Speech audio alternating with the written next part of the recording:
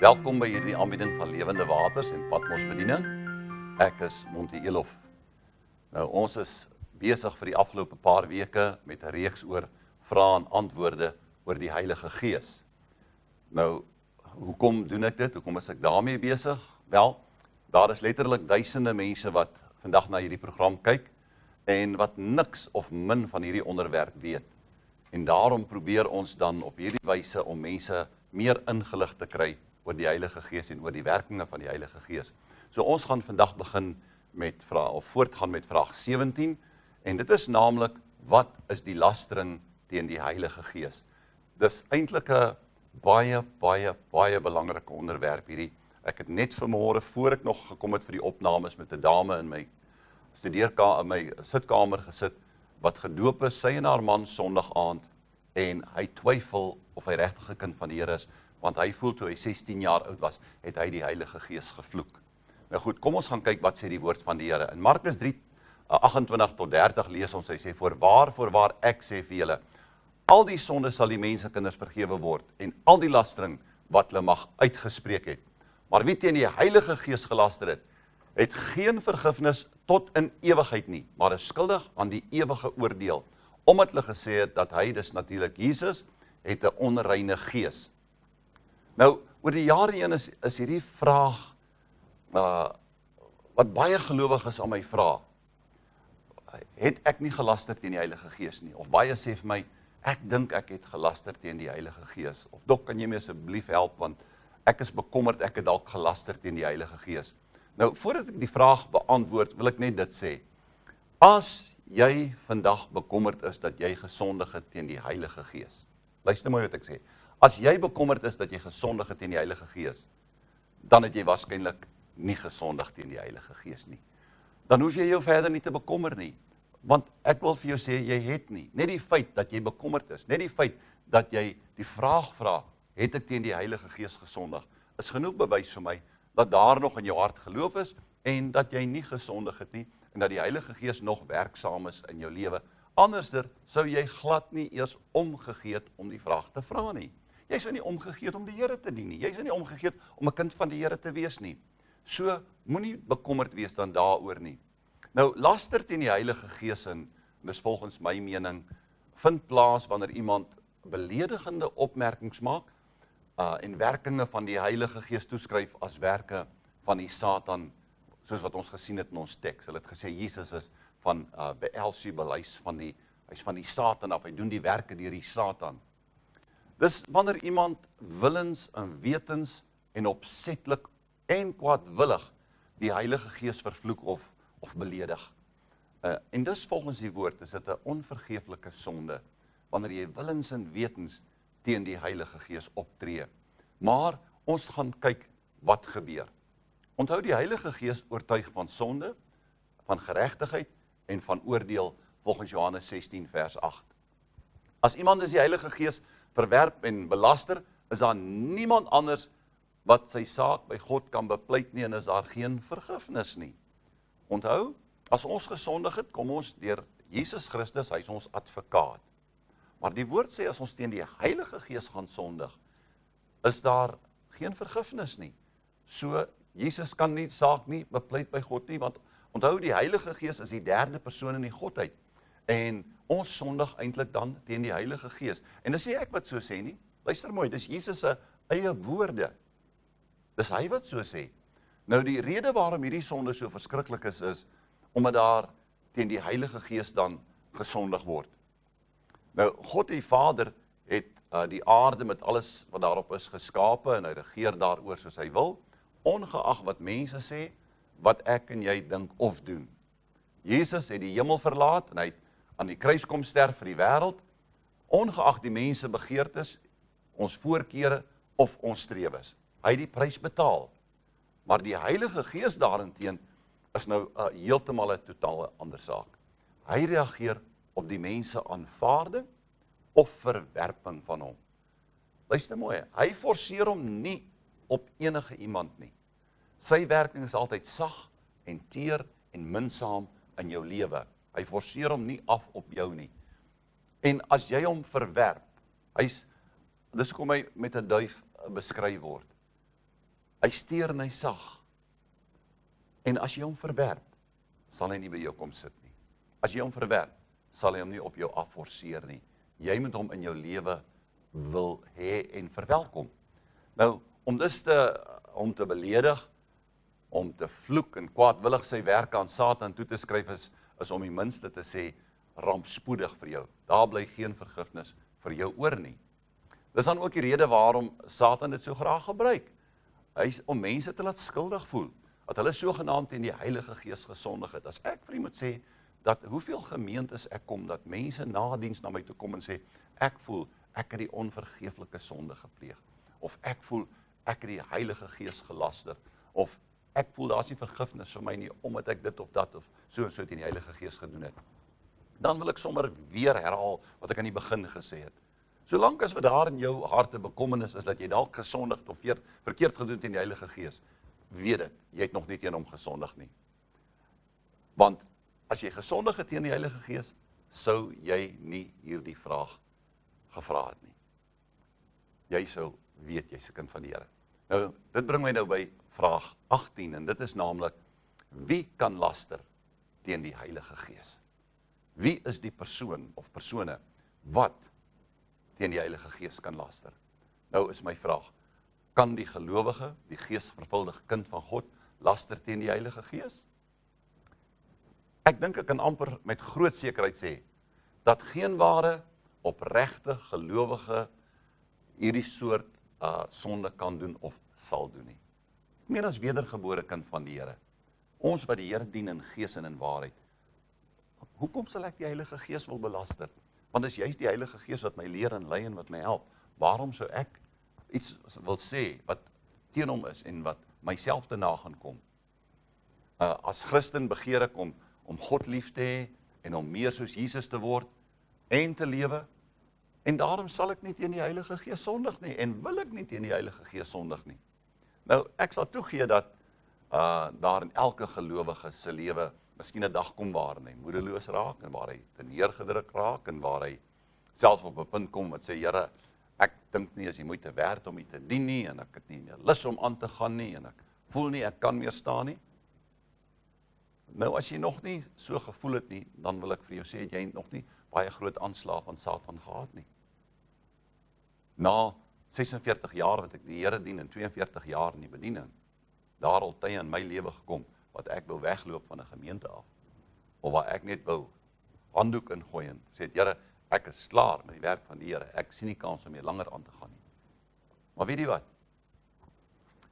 In sulke omstandighede, mag jy dalk murmureer en iets teen God uiter, en waaroor jy later baie jammer is, en ek wil dit vir jy sê, later is ek spyt, ek het baie keer met trane na God toe gekom, en gesê, asseblief Vader, vergewe my dat ek so opgetree het, vergewe my dat ek gemurmureer het, dat ek gekla het. En God is genadig.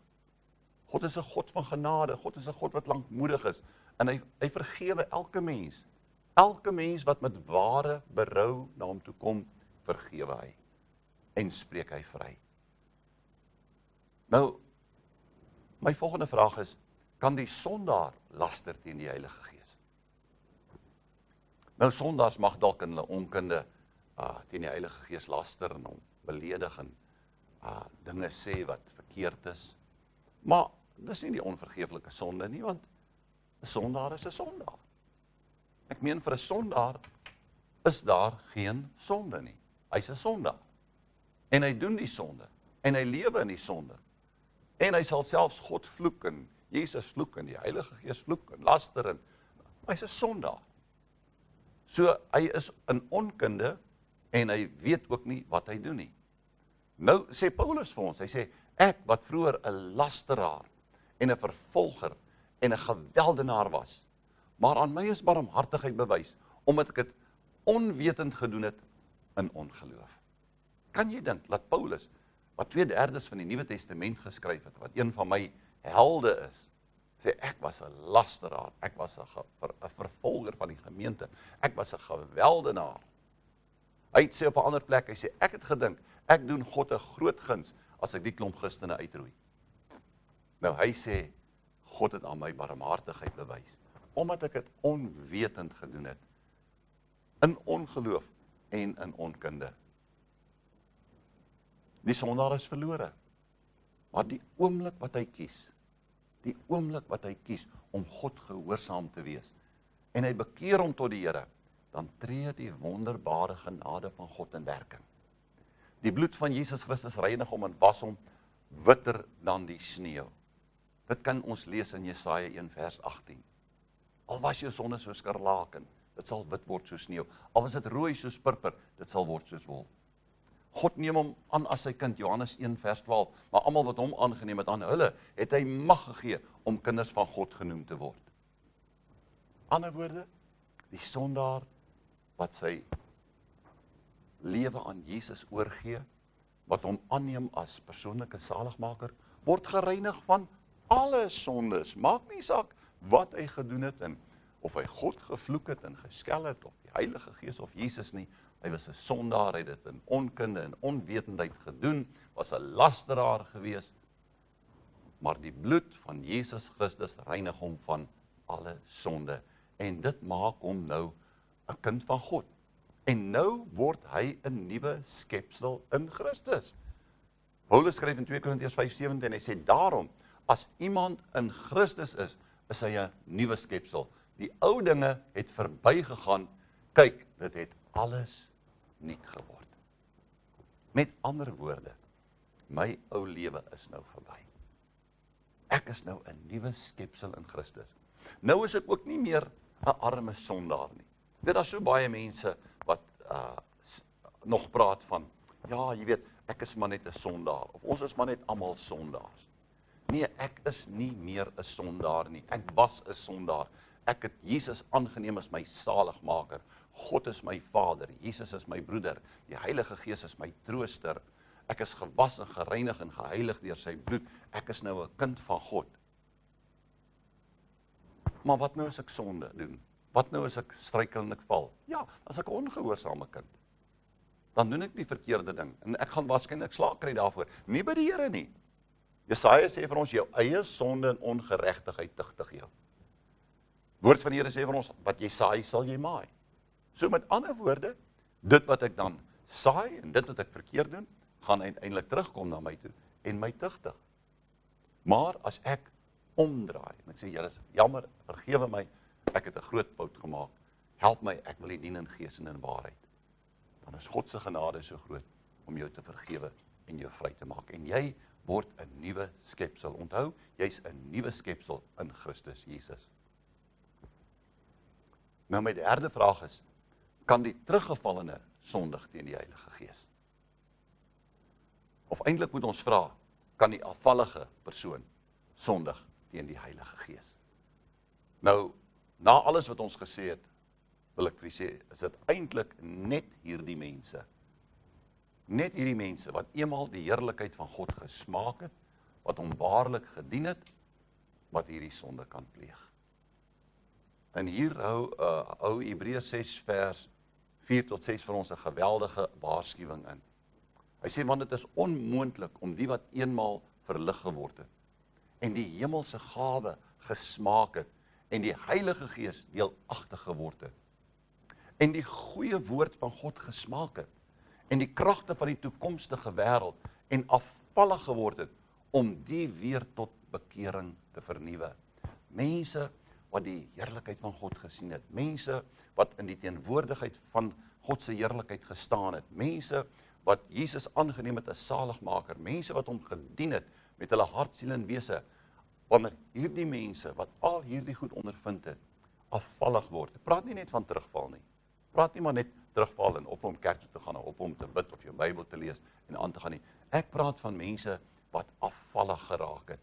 Mense wat afvallig van God word. Hy sê vir ons in Hebreërs, omdat hulle ten opsigte van hulle self die seun van God weer kruisig en openlik tot skande maak.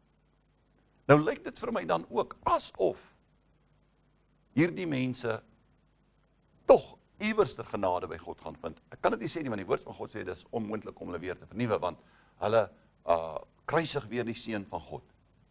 Maar dit beteken egter nie, dat 'n teruggevalle nie na God kan terugkeer nie. Iemand wat waarlik berou het, en omdraai, sal deur God vergewe, opgetel word uit sy elende uit. Nou, die genoemde vers praat egter van mense wat in rebellie teen God gekom het, en hulle rug moedswillig op hom gekeer het. Luister, hulle verwerp die versoeningswerk wat Christus vir hulle bewerkstellig het. Hulle raak geheel en afvallig, en hulle mag dalk dwaalleringe aanhang. Hulle mag dalk sataniste word. Hulle mag dalk een of ander kultus aanhang, wat die bloed van Christus vertrap, wat die Heilige Gees smaad. Dis hierdie mense wat kan sondig teen die Heilige Gees. En dit maak dit feitelik onmoontlik om hulle terug te bring na God toe. Want u sien, die probleem is dit, die woord van die Here leer vir ons, dat as die bloed van Jesus ons gereinig het, en die huis is skoon gemaak, dan gaan hierdie Gees wat in hierdie huis gebly het, gaan uit, en hy gaan oor waterlose plekke.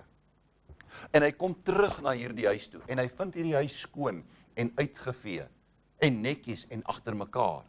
Maar as daar nie iemand is wat in hierdie huis bly nie, as ek nie God se Gees toelaat om in my te woon, en deur my te werk nie, en hy kom en hy vind hierdie huis leeg en skoon, sonder iemand wat daar bly, sê die Bybel, gaan haal hy 7 ander, wat slegter as hy is, en die laaste van daardie mens, word erger as die eerste. Dis feitelik onmoontlik, om sulke mense terug te bring by God. Ek het met sulke mense te doen al gehad in my lewe. Ek het met sulke mense gewerk. Ek het saam met hulle gebid, saam met hulle gehuil. Maar dis net asof daar 'n skeidsmuur is tussen hulle en God. En Paulus se bedoeling is nie dat God mense wat in sonde geval het nie weer sal vergewe nie. Nee, dis mense wat geheel en al afvallig geraak het en weier om terug te draai na God toe. Nou as ons mooi na hierdie skrifgie kyk, dan sal ons sien dit wil voorkom asof dit eintlik net hierdie groep mense is wat waarlik teen die Heilige Gees kan laster en die onvergeeflike sonde kan pleeg. Soos ek vir gesê het, as jy vandag die vraag vra, het ek dit gedoen, het jy dit waarskynlik nie gedoen nie. En die enigste manier om gered te word is om in Jesus Christus en die reiniging en die verlossing van sy bloed te glo, om aan te neem as saligmaker, en as enige iemand dit verwerp en smaad, kan hy nie gered word nie. Daar is nie 'n ander manier nie. Jesus sê, ek is die weg, die waarheid en die lewe. Ek is die deur. Niemand kom na die Vader behalwe deur my nie. Maar as jy dit bly verwerp, kan jy nie gered word nie. Maar as jy gered is, en jy sondig, en jy val terug, kan jy terugkom. Maar as jy afvallig geraak het, sê God se woord, is dit onmoontlik om so een weer te vernuwe. Romeine 5 vers 5 leer ons, hy sê, die liefde van God word in ons harte uitgestort deur die Heilige Gees. Om dus die Heilige Gees te smaad, te verstoot en te belaster, is onvergeeflik. Dit sê die woord van die Here vir ons. Petrus verklaar, hy sê, maar oor hulle het gekom wat die ware spreekwoord sê, die hond het omgedraai na sy eie uitbraaksel toe, en die gewaste sog om weer in die modder te rol. 2 Petrus 2 vers 22. En as jy vandag na hierdie program kyk, al is jy dan teruggeval, en daar's nog 'n sweempie, hoor my mooi, daar's nog 'n sweempie van geloof en berou in jou hart, dan het jy nie gesondig teen die Heilige Gees nie. Moenie laat die duiwel dit vir jou preek nie. Moenie laat die duiwel dit vir jou sê nie. God wag vir jou. Soos die verlore seun se vader vir hom gewag het, sal jy nie nou terugkom huis toe nie? Daardie vader het elke dag uitgekyk vir sy seun, totdat hy gekom het. En vandag wag die Here ook vir jou. En my vraag is, sal jy nie omdraai nie? Kom ek sê vir jou, die duiwel het vir jou gelieg. Die duiwel het vir jou gelieg. Jy het nog 'n kans. Ons het 'n ou liedjie wat sê, wasted years, wasted years. Oh, how foolish. Turn around, the Lord is calling. He's calling you from a life of wasted years. Hy roep jou, wil jy nie hierdie gebed saam met my bid nie? Vader, ek kom terug huis toe. Vergewe my sonde en skuld. Was my in die bloed van Jesus, witter dan die sneeu. Reinig en heilig my. Ek wil U dien met my hele hart, my hele siel, my hele wese, totdat U my kom haal. Amen. As u hierdie gebed nou saam met my gebid het, wil ek vir u sê baie geluk. Jesus het jou lief en jy het so pas nou net weer 'n nuwe lewe saam met hom begin. Dien hom in gees en in waarheid. Mag die Here u ryklik seën.